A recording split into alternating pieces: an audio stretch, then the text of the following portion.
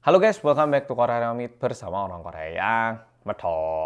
Oke, polo-polo, di video kali ini aku mau membahas tentang keramaian yang diakibatkan oleh laki-laki ini. Mungkin ada yang udah baca berita, ada juga yang baca tapi nggak paham sama sekali. Ini cowok, dia ini bernama John Woo Won. Dan sangat normal kalau polo-polo nggak pernah dengar karena dia ini bukan artis, bukan idol, bukan siapa-siapa. Melainkan, kakeknya adalah seseorang yang sangat dikenal, yaitu adalah mantan presiden yang bernama John Doo-han. Nah, John Doo-han ini punya anak, dan anak ketiganya yang bernama John Jae-yong itu punya 2 putra. John Doo-han ini merupakan putra bungsu dari John Jae-yong ini. Terus keramaian yang diakibatkan apa? Sebelum aku menceritakan tentang keramaian ini, mungkin perlu tak sampaikan siapa sih John Doo-han dan dia ini presiden yang seperti apa di mata warga negara Korea ya toh. John Doo-han ini merupakan salah satu presiden yang diktator dan memiliki image yang cukup negatif. Image negatifnya kenapa? John Doo-han yang menjadi presiden, dia itu lumayan diktator dan juga mengontrol semua bagian dari pemerintahan. Sehingga kalau ada mahasiswa ataupun mahasiswi yang bersuara, itu langsung dituduh komunis, lalu dibawa ke suatu tempat, dipukuli, sampai mereka itu mengalami sebuah trauma gitu. Nah, masalahnya kayak Indonesia, Korea, kita ini kan negara yang demokrat ya toh, republik ya toh. Kita itu bisa memberikan suara, kebebasan asal itu tidak melakukan kekerasan ya toh. Cuman di waktunya John Doo-han ini, mahasiswa-mahasiswi yang bersuara, pokoknya kalau mereka memiliki pendapat yang berbeda, itu langsung dibunuh. Ataupun lebih tepatnya kayak dipukuli gitu. Tetapi permasalahannya ini menjadi lebih besar karena mahasiswa-mahasiswi yang dituduh komunis terus dipukuli itu bukannya malah kayak dihindari. Kalau misalnya orang-orang, jangan kayak gitu nanti kita dipukuli terus ngindar, mungkin masalahnya nggak sebesar ini. Cuman waktu itu Korea melihat temennya ataupun mahasiswa yang dipukuli, akhirnya mahasiswa-mahasiswi itu semakin bersatu dan demonya itu menjadi lebih besar. Dan kejadiannya ini terjadi di Gwangju di tanggal 18 Mei. Nah, ini kejadiannya lumayan besar, di buku sejarah juga ada dan pernah tak bahas lebih lanjut juga ini videonya. Kalau mau lihat silakan. Jadi John Doo-han itu menyuruh tentara untuk menggunakan helikopter, tank, las senjata, apapun pokoknya yang bisa digunakan untuk menghabiskan warga di kota Gwangju ini. Diakibatkan itu cukup banyak warga Gwangju yang meninggal. Makanya kalau misalnya polo-polo ke kota Gwangju di bulan Mei, pasti di situ tuh kayak di masa-masa kenangan gitu. Jadi ini merupakan ingatan yang sangat pahit buat warga di kota Gwangju.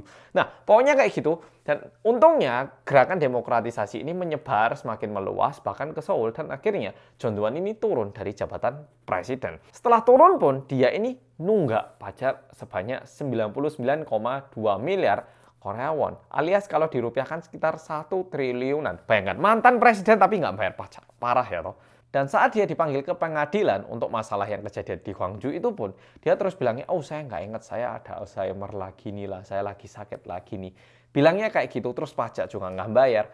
Padahal di waktu kosongnya, dia itu pergi main golf, sering ditemukan di restoran-restoran mewah, naik mobil yang bagus, rumahnya bagus, tapi bilangnya dia nggak punya uang, cuma punya uang 2 juta rupiah, gimana saya mau bayar pajak? Mesti bilang kayak gitu, oke? Jadi kayak gitu, dan John Doo-han ini meninggal tanggal 23 November tahun 2021, jadi masih belum terlalu lama, sekitar 1,5 tahun yang lalu, oke? Jadi John Doo-han itu merupakan presiden yang image-nya kayak gitu, dan tiba-tiba muncullah cucunya yang bernama John Won ini. Dia ini tiba-tiba muncul, terus bilang, saya mau membeberkan semua bagaimana keluarga saya ini menggelapkan uang, dan bagaimana saya ini dicuci otak di keluarga saya, dan semua kejahatan yang dilakukan oleh keluarga saya. Bahkan misalkan seseorang yang terkenal artis saja mungkin udah nggak karu-karuan. Ini merupakan cucu dari mantan presiden. Bayangkan, bagaimana nggak rame. Misalkan nih, polo-polo di Indonesia, mantan presiden siapa anaknya bilang, sebenarnya papa saya korupsi melalui perusahaan ini bersama ini gitu. Parah ya toh. Nah, ini yang terjadi. Makanya dia ini mendapatkan banyak perhatian. Apa aja yang dia beberkan? Sebenarnya yang dibeberkan ini cuma berdasarkan perkataan. Jadi nggak ada kayak buktinya gini atau gimana. Jadi masih diselidiki. Dan menurutku melalui ini bakal diselidiki lebih lanjut atau gimana. Jadi ini sebatas yang dia sampaikan, oke? Tapi ini menjadi rame, oke? Nah, dia itu bilang bagaimana keluarganya yang selalu bilang nggak punya uang ini sebenarnya punya uang. Bagaimana dia ini juga dikirim ke Amerika melalui uang yang bukan atas nama orang tuanya. Jadi dia itu bilang kalau kakeknya ini punya uang yang banyak banget dalam bentuk cash dan selalu dibagi-bagikan kepada keluarga-keluarganya sehingga anaknya, cucunya semua itu berlomba-lomba untuk kayak mendapat pujian dari kakeknya biar bisa dapat uang katanya. Udah gitu dia juga bilang kalau setiap weekend dulu itu kakeknya, neneknya bersama keluarganya itu selalu minjem satu sekolah lalu mengundang atlet timnas Korea badminton untuk ngajari mereka badminton, dan setelah itu kayak mereka itu mesti dikasih uang sekitar kayak 3 juta won atau beberapa juta won. Kalau mereka nggak punya uang, bagaimana bisa mereka ngasih uang? Tidak cuma itu, mereka juga katanya sering makan mewah di hotel-hotel yang sangat terkenal. Dan di luar itu, dia juga bilang sendiri kalau dia ini menggunakan obat-obat terlarang dan dia siap untuk menerima hukuman. Dan bahkan dia ini sempat melakukan live di YouTube, oke? Live di YouTube dia itu mengkonsumsi ekstasi, LSD, sama ganja sampai teriak-teriak gitu. Dan dengan ini dia bilang kalau karena saya menggunakan obat-obat ini, mohon hukum saya mau di Amerika ataupun di Korea terserah. Dia bilang kayak gitu. Sekarang pertanyaannya adalah kenapa dia ini tiba-tiba melakukan hal-hal seperti ini? Yang pasti ya kita nggak tahu apa isi hati dia yang sebenarnya. Kita nggak ada yang tahu. Tapi kalau berdasarkan dirinya, dia itu sempat mengalami depresi yang sangat keras hingga bulan Desember tahun 2022. Jadi akhir tahun lalu sampai dia itu nyoba bunuh diri dan sempat dibawa ke rumah sakit, kayak rumah sakit jiwa untuk menerima pengobatan biar mentalnya membaik. Setelah seperti itu, dia itu akhirnya mulai percaya agama dan kebetulan dia ini milih agama Kristen. Dan setelah itu dia merasa kayak, wah ternyata hidupku selama ini sangat salah.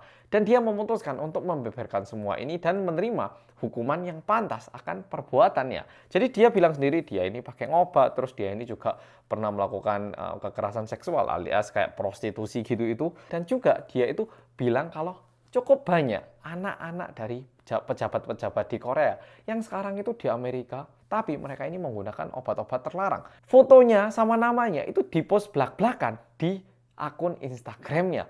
Sehingga kayak, wah, bomnya ini lumayan besar gitu, kayak nggak cuma keluarganya, tapi ini nyebar ke banyak orang, khususnya di pejabat-pejabat khususnya. Dan dia juga bilang kalau dia yang bekerja di perusahaan consulting, yang gajinya itu lebih dari 1 miliar rupiah per tahunnya, dia aja nggak sanggup gitu loh untuk pergi ke tempat-tempat mewah gitu itu.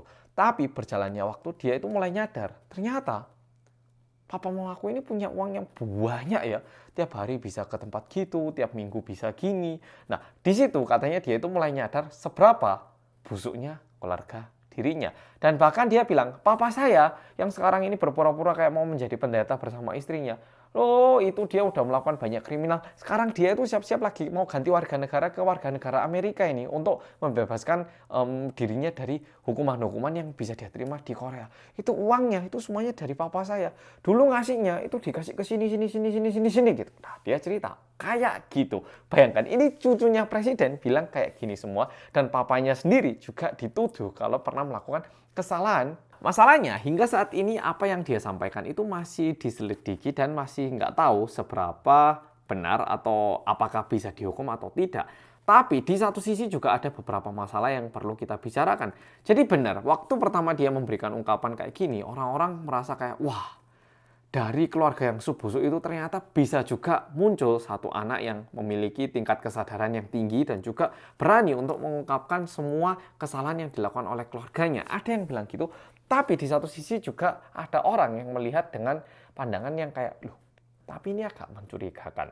Karena dia itu pernah menunjukkan sendiri di akun banknya, dia itu punya uang sebanyak 116.237,88 US dollar, yaitu sekitar 1,6 atau 7 M. Lalu dia itu menyumbangkan sekitar 50.000 US dollar ke UNICEF. Sekitar 800 juta rupiahan lah, itu dia sumbangkan. Sampai sini masih nggak apa-apa. Habis gitu dia juga pernah ngupload di Instagram bilang kayak gini. Buat orang-orang yang kesusahan secara ekonomi, buktikan saya kasih 100 dolar per orangnya. Mungkin kesannya bagus, tapi juga terkesan kok kayaknya agak aneh ya ini orang. Kok gini sih gitu. Udah gitu, di live kan tadi dia makan obat-obat terlarang ya. Orang yang melihat itu mikirnya mungkin bisa jadi dia ini otaknya udah rusak karena udah terlalu sering menggunakan obat-obat terlarang atau gimana gitu. Tapi menariknya dia ini juga menerima wawancara dari reporter-reporter yang ada sehingga di situ dia bilang sendiri kayak, loh ini loh saya meskipun pakai obatan terlarang nggak kelihatan aneh atau nggak gimana-gimana. Ya termasuk anak-anak pejabat yang nantinya bakal mimpin negara Korea itu banyak yang kayak saya. Ya saya itu mau dihukum, saya nggak apa-apa kok, dihukum aja saya. Nah dia bilang kayak gitu. Memang benar ada juga di satu sisi orang-orang ada yang bilang kayak gini. dia itu sengaja menggunakan obat-obat terlarang di live yang seperti yang udah aku sampaikan tadi, biar dia itu bisa menerima hukuman. Kalau misalnya dia bilang kalau dia pernah pakai, tapi ditutup sama orang tuanya, nggak bisa itu. Tapi dia mungkin sengaja pakai obat-obatan itu biar dia itu bisa masuk ke penjara ataupun bisa menerima hukuman. Karena saat pertama kali dia melakukan postingan, papanya itu pernah dihubungi sama reporter dan papanya bilang, oh anak saya itu lagi mengalami depresi yang sedikit parah sehingga sekarang anaknya sepertinya nggak sehat itu. Mohon maaf karena mengakibatkan keramaian di Korea gitu. Papanya bilang kayak gitu. Nah setelah papanya bilang kayak gitu, dia itu ngupload lagi di Instagram. Ini loh, saya itu memang pernah mengalami depresi gini. Tapi beberapa bulan terakhir saya udah bekerja di perusahaan yang ada di New York dan dokter pun udah bilang oke kok.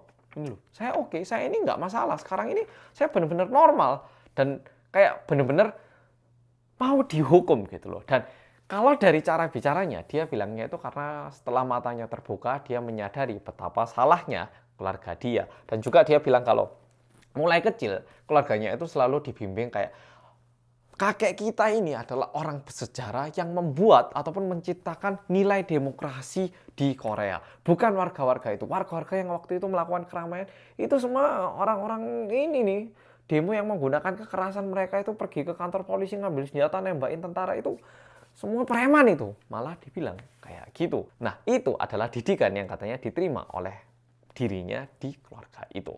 Dan bahkan saat dia diinterview oleh salah satu TV Korea, dia itu bilang kalau keluarga saya adalah keluarga yang terbuat dari darah para warga. Yang artinya mereka ini kelihatan bahagia, tapi ini semua sebenarnya berasal dari darahnya orang-orang alias mengorbankan cukup banyak orang. Dan aku sebagai warga biasa itu mikirnya, tapi kenapa ya kok dia tiba-tiba gini? Maksudnya itu apa ya? Apa ya sebenarnya yang ingin dia raih dengan melakukan semua ini? Tapi di satu sisi juga merasa kayak, ya kalau misalnya semua korupsi bisa terbongkar dengan adanya orang seperti ini, ya mungkin bagus juga. Bisa jadi kedepannya pemimpin-pemimpin lebih bertanggung jawab. Tapi juga aneh gitu loh. Ngapain dia itu tiba-tiba segininya? Bayangkan aja misalnya mantan presiden di Indonesia ataupun pejabat yang selalu diramaikan kayak pernah korupsi, tiba-tiba anaknya ataupun cucunya itu ngupload video di YouTube. Ya, papa saya korupsi. Aneh ya tuh. Dan bahkan dia bilang kalau papanya itu di depan orang-orang pura-pura menjadi pendeta yang baik. Padahal sebenarnya di balik itu dia selalu menutupi semua tindak kriminal yang dilakukan. Dan bahkan dia bilang, meskipun papa saya Kristen, sepertinya Kristen yang dimaksud oleh papa saya itu berbeda dengan Kristen yang saya maksud. Papa saya itu sepertinya agama sesat. Bahkan dia bilang gitu sendiri ke papa kandungnya. Jadi kayak mind blowing, kayak kok bisa segini ya sih? Kayak gitu. Dan kalau dari aku sendiri, aku merasanya ya bagus ada anak muda yang berani bilang kayak gini, bukan karena itu papanya atau gimana, tapi yang salah dikatakan salah, yang benar dikatakan benar. Dan dia juga bilang kalau dia itu siap menerima hukuman atas semua tindakan kriminal yang dia pernah lakukan. Oke, Polo-Polo, jadi video kali ini sampai di sini. Makasih sudah nonton dan sampai jumpa di video berikutnya.